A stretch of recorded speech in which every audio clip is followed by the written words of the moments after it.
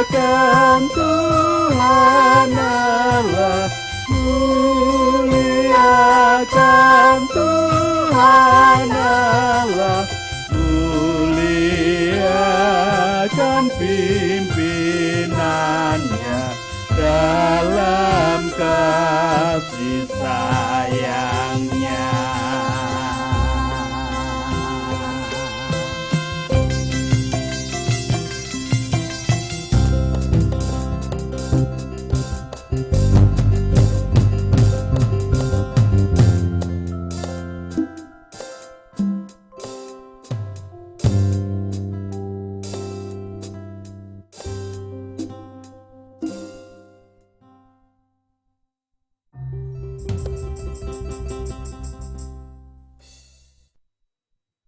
Semangat pagi. Hari ini adalah hari Kamis 17 Februari 2022. Tentu sebagai anggota keluarga Allah, berdasarkan sabda kemarin, kita pengen terus-menerus membangun kehidupan, menjalani kehidupan dengan hati yang bersih, yang tulus. Karena kita tidak mau terjatuh bagai gajah alingan suket teki. Pada hari ini kita akan bersama-sama kembali menyatukan hati, menyatukan pikir, menyatukan kehidupan dan waktu seutuhnya di dalam persekutuan doa anggota keluarga Allah. Mari bersama-sama terlebih dahulu menyatakan pengakuan yang demikian, bahwa pertolongan kita hanya berasal dari Allah yang telah menciptakan langit bumi beserta segala isinya.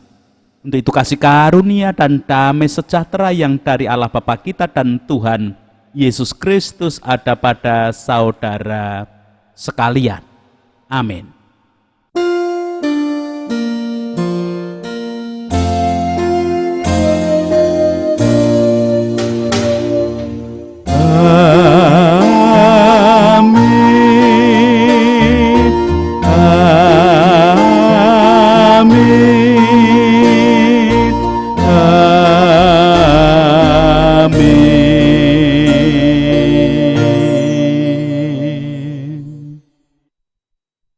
Anggota keluarga Allah, agar hati kita tetap di dalam ketulusan kemurnian karena pembersihan dan pembasuhan dari kuasa tubuh dan darah Yesus Kristus, agar kita tidak terjatuh pada sikap dan watak gajah alingan suketeki.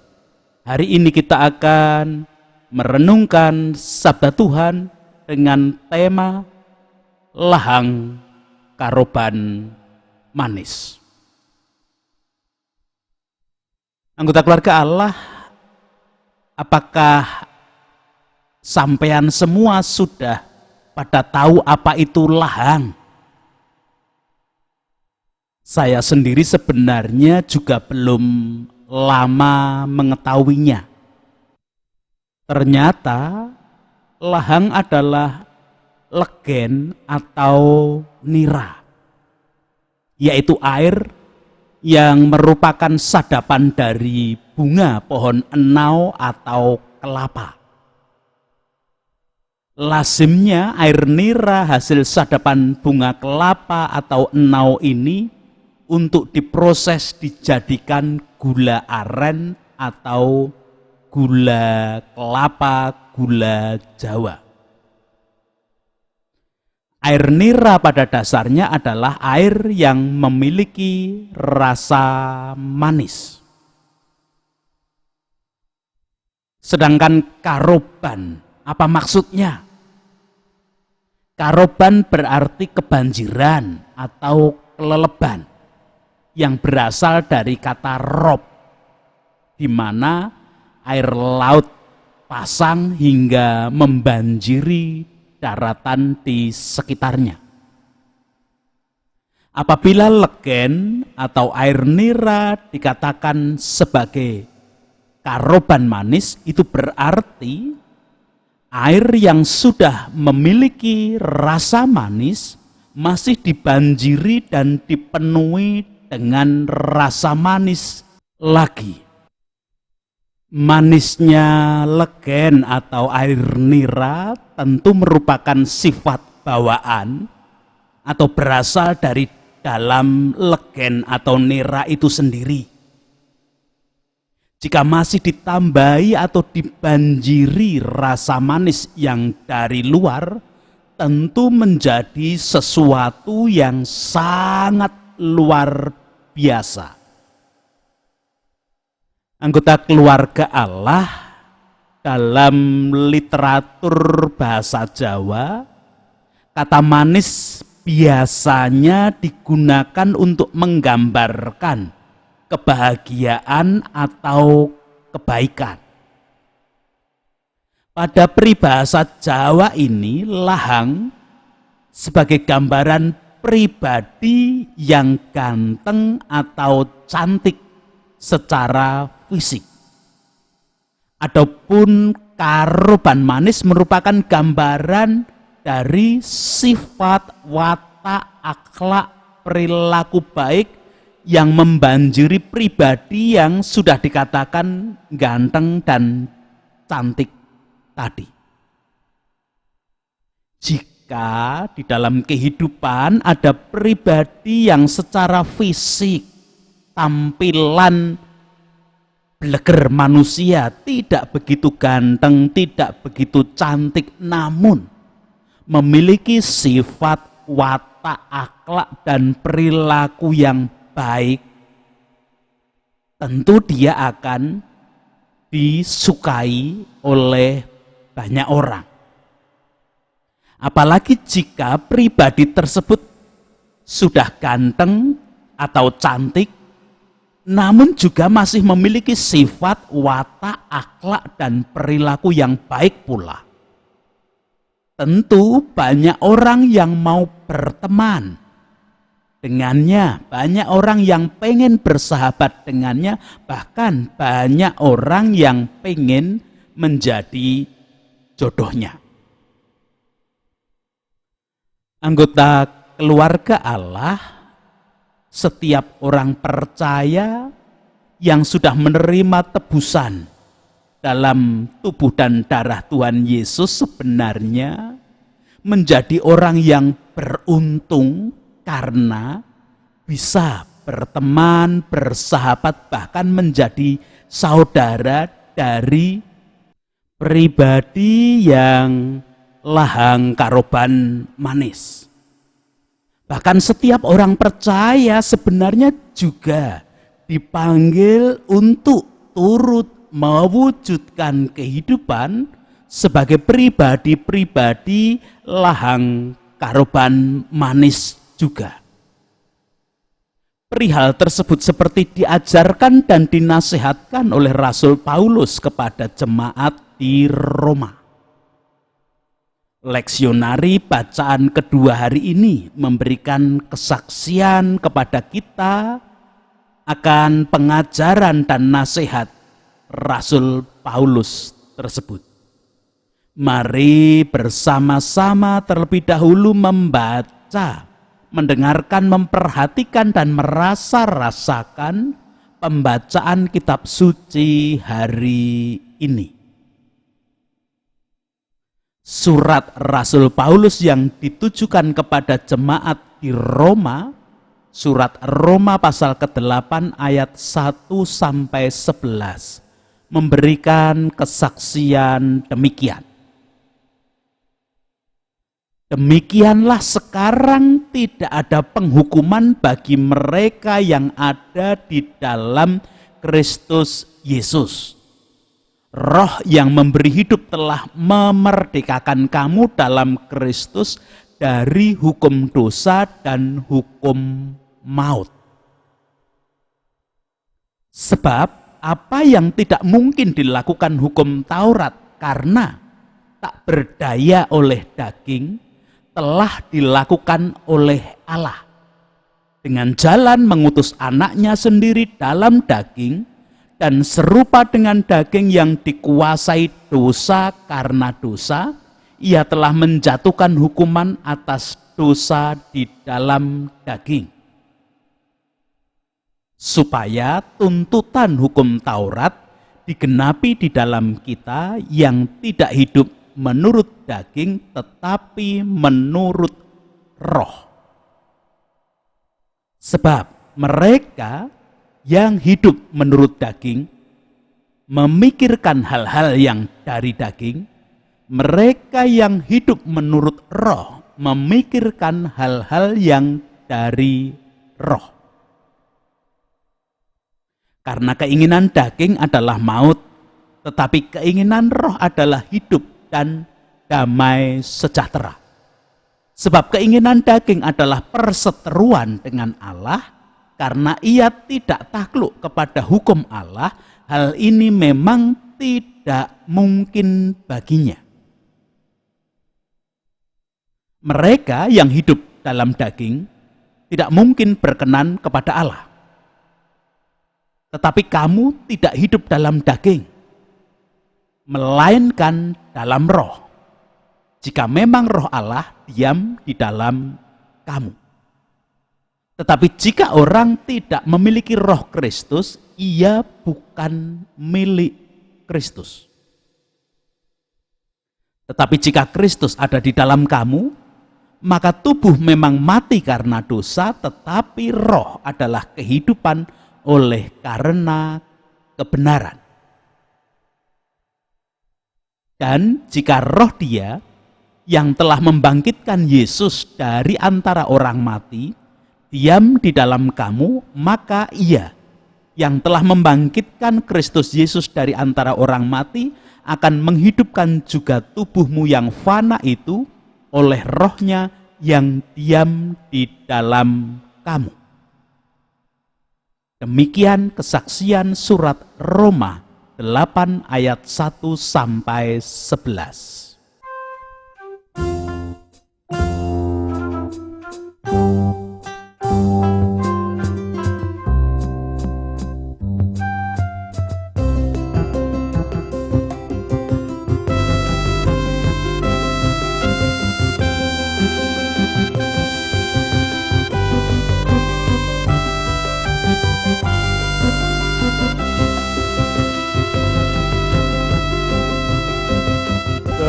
Katamu abadi, seluruh langkah kami yang mengikutinya, hidup sukacita.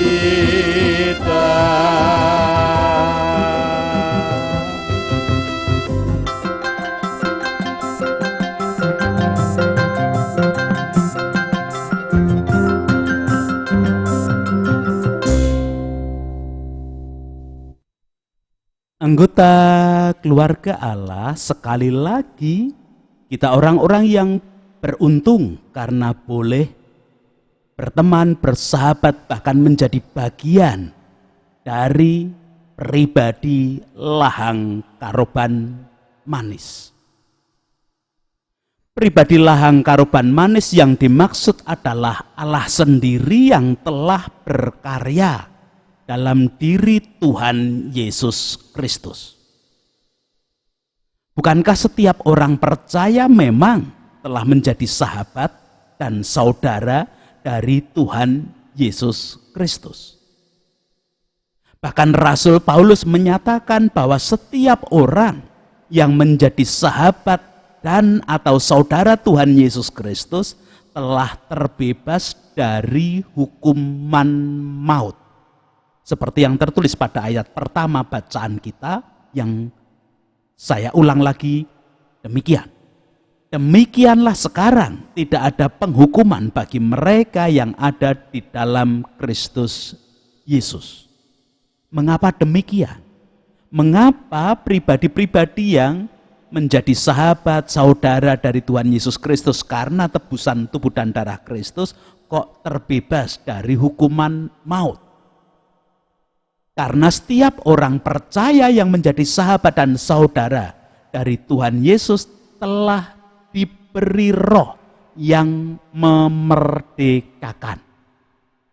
Ayat kedua memberikan kesaksian, roh yang memberi hidup telah memerdekakan kamu dalam Kristus dari hukum dosa dan hukum maut.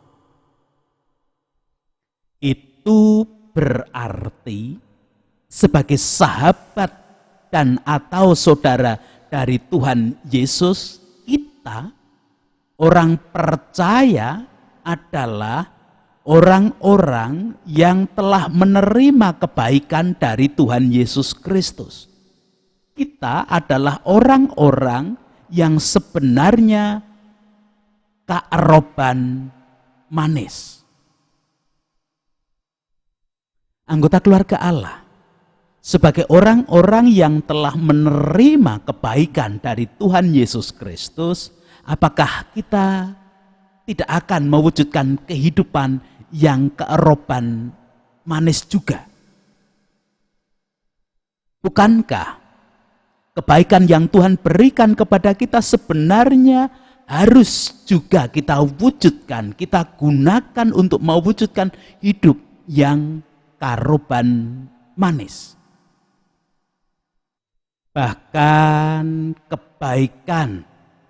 kebaikan yang secara manusiawi sebenarnya tidak mungkin kita lakukan saja menjadi sesuatu yang mungkin bisa diwujudkan karena karuban manis yang telah diwujudkan oleh Tuhan Yesus Kristus.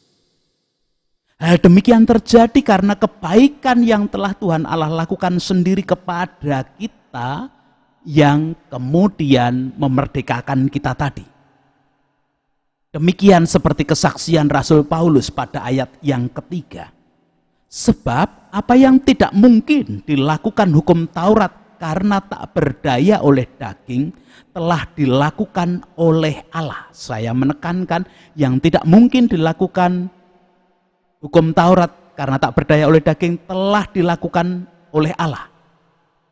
Dengan jalan mengutus anaknya sendiri dalam daging yang serupa dengan daging yang dikuasai dosa, karena dosa ia telah menjatuhkan hukuman atas dosa di dalam daging, supaya tuntutan hukum Taurat digenapi di dalam kita yang tidak hidup menurut daging tetapi menurut roh. Jadi kita sudah menerima kebaikan Allah, kita sudah menerima karuban manis dari Allah, dan kita harus mewujudkan juga karuban manis yang dari Allah sekalipun daya manusiawi kita menyatakan tidak mampu, tidak bisa, namun Allah yang kemudian menyatakannya bagi kehidupan kita sehingga kita dimampukan untuk melakukan perbuatan-perbuatan baik, karuban manis yang tidak terjangkau dalam nalar manusiawi kita. Anggota keluarga Allah, wujud kebaikan yang Tuhan berikan kepada kita adalah roh yang merupakan kebaikan sejati. Mengapa saya menyebutnya sebagai kebaikan sejati? Karena roh itu akan memberdayakan kita terbebas dari keinginan dan kuasa daging. Jadi setiap kita, setiap orang percaya, setiap orang yang sudah menerima penebusan dan pembasuhan dari tubuh dan darah Kristus Yesus, diberi kemampuan untuk melakukan kebaikan-kebaikan sebagai wujud karuban manis yang sejati pula. Apa toh bedanya kebaikan dalam pengertian biasa dengan kebaikan-kebaikan yang sejati? Anggota keluarga Allah, segala kebaikan yang masih menuruti keinginan daging atau bahkan dikuasai oleh keinginan daging hanyalah kebaikan semu yang sesaat saja adanya. Contohnya, menolong orang lain dengan pamrih supaya suatu saat ketika sedang membutuhkan juga mendapatkan pertolongan balik. Dalam hal ini menolong adalah suatu perbuatan baik.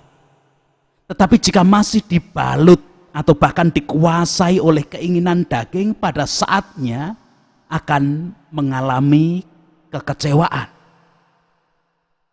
Lah kok tidak? Ya, kalau yang ditolong tahu pikiran kita dengan pengharapan bahwa besok akan ditolong balik. Kalau tidak, pasti kekecewaan yang akan muncul. Ya, kalau pas kita butuh, kebetulan yang pernah kita tolong juga memiliki sesuatu yang bisa digunakan untuk menolong.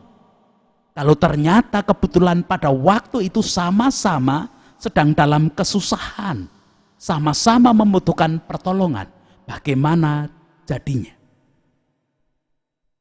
Atau pada bagian lain, ada beberapa orang tua Jawa yang biasanya memiliki pemahaman dan pemikiran tentang anak yang demikian. Mumpung anakku isih cilik, tak openane sing temenan. Besok yen wis gede, aku wis tuwa, anakku genti gelem ngopeni aku. Selagi anakku masih kecil, aku akan merawat dan mendidiknya dengan sungguh, supaya besok ketika sudah dewasa dan aku sudah tua, dia mau gantian merawat aku. Dalam hal ini mendidik dan merawat anak memang suatu perbuatan baik. Namun jika masih dikuasai keinginan daging supaya mendapat balasan pada masa tua, pada saatnya bisa mengalami kekecewaan. Ya, kalau kebetulan besok ketika anaknya dewasa dan menikah, dia menikah dengan orang yang perhatian, jadi mempunyai menantu yang perhatian juga. Nah, jikalau ternyata sang menantu juga disetir oleh orang tuanya untuk juga memperhatikan orang tuanya, bisa runyam keadaannya. Loh, kok bisa demikian ya?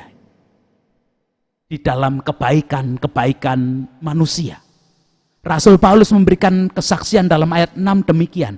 Karena keinginan daging adalah maut, tetapi keinginan roh adalah hidup dan damai sejahtera. Jadi apapun yang dikuasai, sekalipun perbuatan baik, namun dalam kuasa keinginan daging, pasti maut hasilnya. Dan setiap perbuatan baik yang karena kehendak roh, dia akan mendapatkan hidup dan damai sejahtera.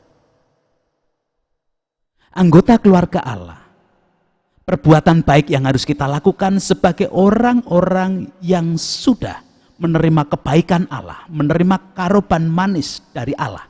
Hendaknya perbuatan baik yang berdasarkan karya dan kehendak roh sendiri yang sudah diberikan dan dibenamkan di dalam setiap hati kita masing-masing. Karena itu yang akan membawa kita di dalam hidup dan damai sejahtera.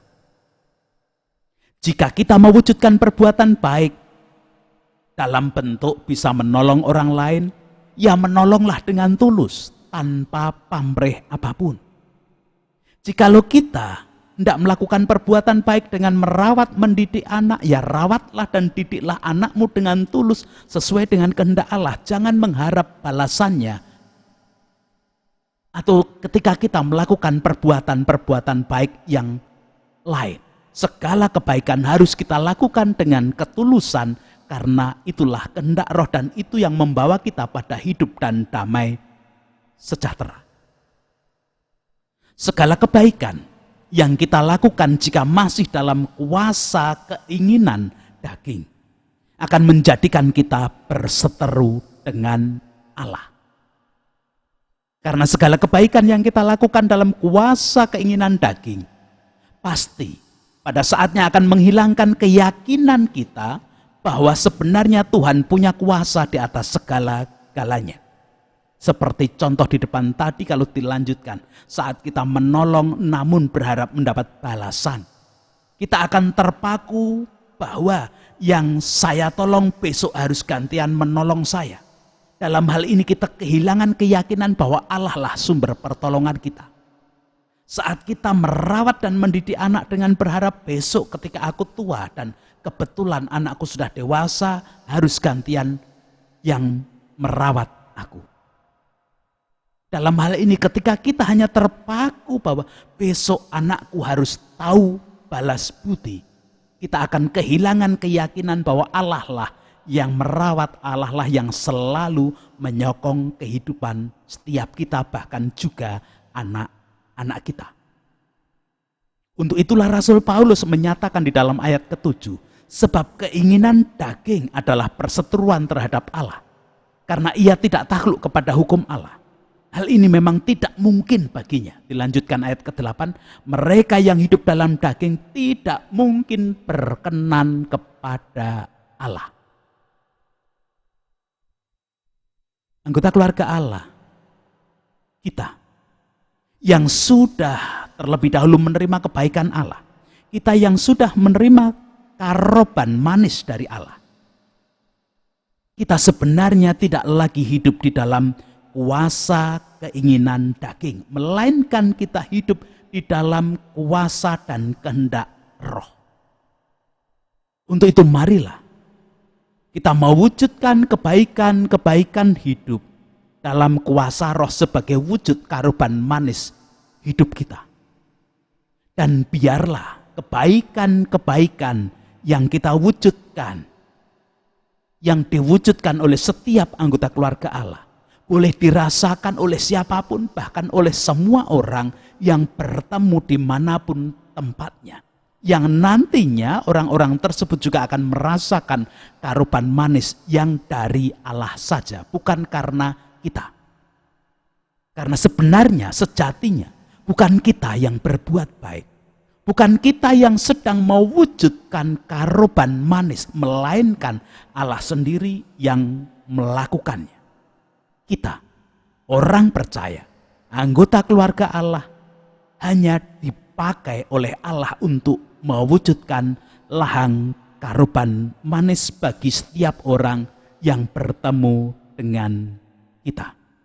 Berbahagialah setiap anggota keluarga Allah yang bersedia menyediakan diri dipakai Allah untuk mewujudkan lahang karuban manis kepada siapapun. Amin. Kita berdoa bersama. Segala puji, hormat, dan syukur kemuliaan hanya bagi nama Allah yang hari ini menyatakan sabda suci kepada kami, mengingatkan kami, menguatkan kami bahwa kami sebenarnya adalah orang-orang yang beruntung karena kami sudah menerima kebaikan Allah. Kami sudah menerima karuban manis yang Allah lakukan. Dan dengan penerimaan kami akan kebaikan-kebaikan Allah itu, kami pun Engkau pakai sebagai sarana mewujudkan lahang karuban manis di mana Engkau sendiri yang berkarya di dalam kehidupan kami dan kehidupan dunia. Mampukan kami, layakkan kami untuk selalu menyadari siapa kami yang Engkau pakai untuk mewujudkan lahang karuban manis-Mu. Tuhan berkuasa sepenuhnya. Bangsa dan negara kami melalui para pemimpin, wakil rakyat, tokoh masyarakat, tokoh agama, dan semua komponen bangsa dan negara ini kami aturkan dengan segala keadaan, kebijakan yang diambil pemerintah, dan semua yang harus diwujudkan di dalam kebersamaan. Ampuni Tuhan dosa kesalahan kami, ampuni juga dosa kesalahan para pemimpin, wakil rakyat, tokoh masyarakat, tokoh agama, dan semua komponen bangsa negara ini. Dalam Kristus kami berdoa. Amin. Bersama-sama melanjutkan kehidupan dengan tetap membawa berkat Tuhan saja. Kasih karunia dan damai sejahtera yang dari Allah Bapa kita dan Tuhan Yesus Kristus di dalam persekutuan dengan Roh-Nya yang kudus tercurah melingkupi melayakkan setiap anggota keluarga Allah di dalam menyediakan diri dipakai Allah mewujudkan lahang karban manisnya. Amin.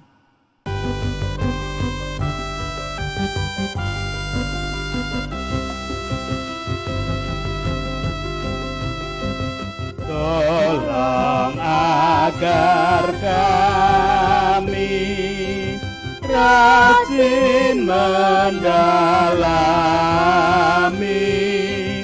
lalu melakukan sabda-Mu